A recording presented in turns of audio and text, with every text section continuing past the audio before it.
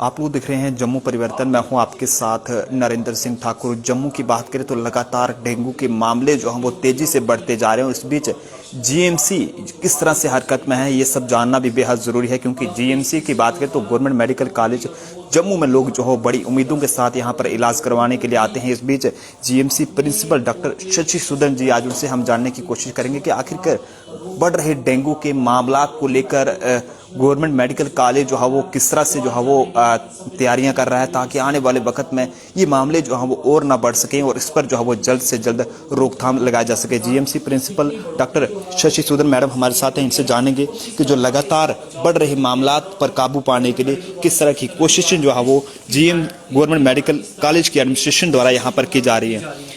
हम जानना चाहेंगे किस तरह की कोशिशें जो है यहाँ चल रही हैं और कितना फर्क जो है डेंगू के मामलों में पड़ा है या फिर बढ़ोतरी जो है अभी भी देखने को मिल रही है। आप देख रहे हैं अभी मैं अपने एचओडी पीडियाट्रिक्स हैं घनश्याम सैनी, इनके साथ ही बैठ के इसी बारे में ये गंभीर एक चिंतन का विषय है, तो इस पे बात कर रही हूँ।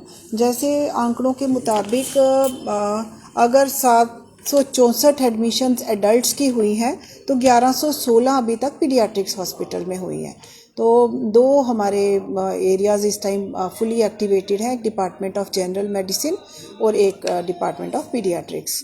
आप सारे जानते हो कि बहुत बड़ी एक एपिडेमिक जम्मू रीजन में हुई है और देखने में है कि ये ज़्यादा मामले हमारे रिहाड़ी, सरवाल, जानीपुर और पलोड़ा में क्लस्टरिंग हुई थी, वहीं से ये हर तरफ फैले भी और मॉस्किटो बॉर्न डिजीज़ है ये। इसमें जब भी कोई एपिडेमिक होती है तो बहुत सारे डिपार्टमेंट्स मिल के काम करते हैं।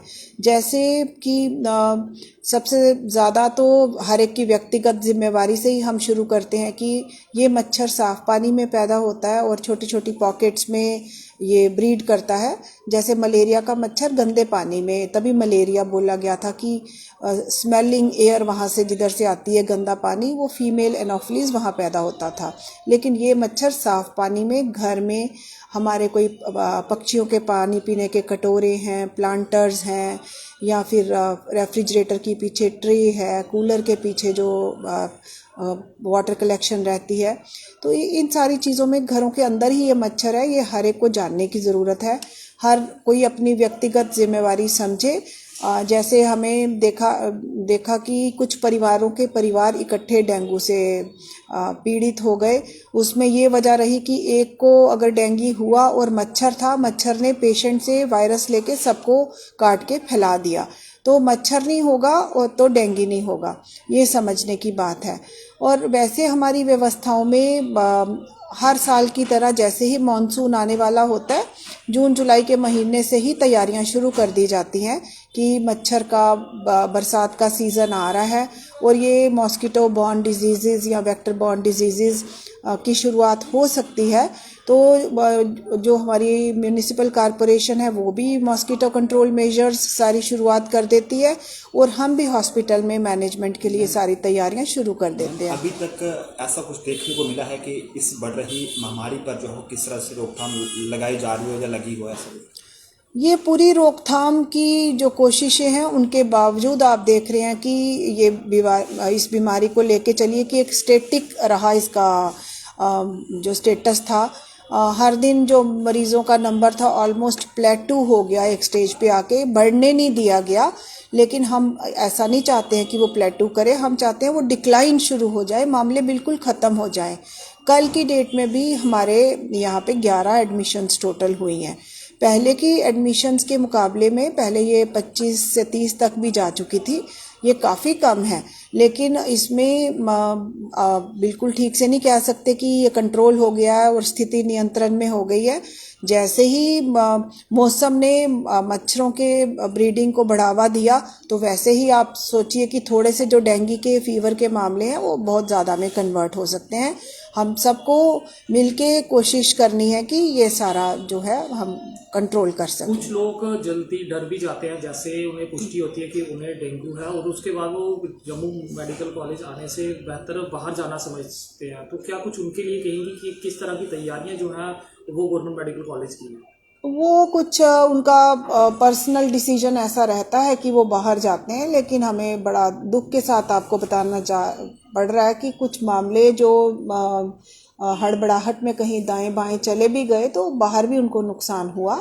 जम्मू मेडिकल कॉलेज में तैयारियों में कोई कमी नहीं है पेशेंट मैनेजमेंट के हिसाब से, और आज तक अगर 2200 एडमिशन्स हुई इन राउंड फिगर में बताऊंगी तो 17 कोई उसमें से ये डेथ्स जो हैं ये हुई है 17।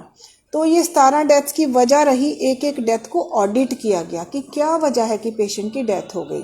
वो वजहें ये पाई गई कि पेशेंट शॉक में रिपोर्ट हुआ या बिल्कुल हेमरेजिक स्थिति में जा चुका था, ब्लीड कर रहा था या ब्लैक मोशन शुरू हो गया था। हर फीवर को इस टाइम डेंगी मान के चलिए, और उसके बाद अगर वो डेंगू प्रूव हो जाता है तो आप हर एक को सलाह दी जाती है ऐसे पेशेंट को कि वो किसी अच्छे क्लिनिशियन के संपर्क में रहे और हर 12 घंटे बाद अपने ब्लड काउंट्स कराए।